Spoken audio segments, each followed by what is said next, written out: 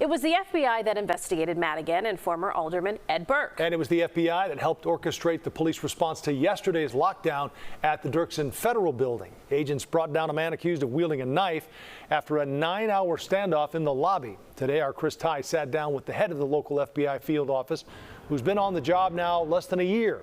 They spoke about incidents like these and the lone wolf cases that keep him up at night.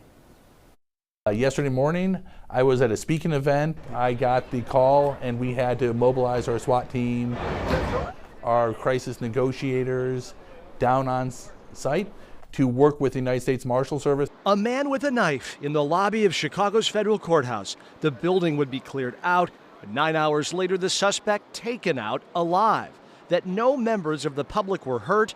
It's a lot of responsibility, but that's a win for the special agent in charge of Chicago's FBI field office, whose team helped choreograph the response. And how complex was that? It was very complex, right? Anytime we're dealing with a large building, someone trying to hurt themselves within that building, a lot of unknowns, that it is complex, but that's what we train for.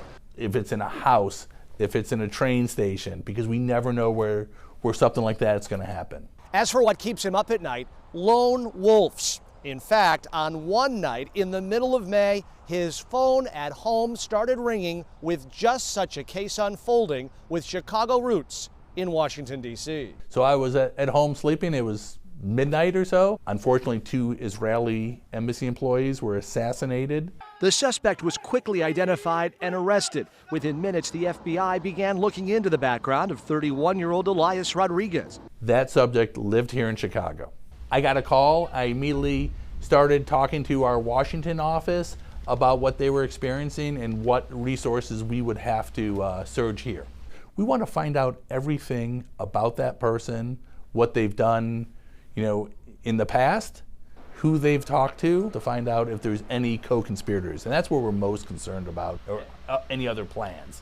The case is still active, but it appears he had no accomplices. But that middle-of-the-night maneuvering, that is just part of the FBI's job. What I love about the FBI is the scope and scale of what we do. Chris Tye, CBS News, Chicago.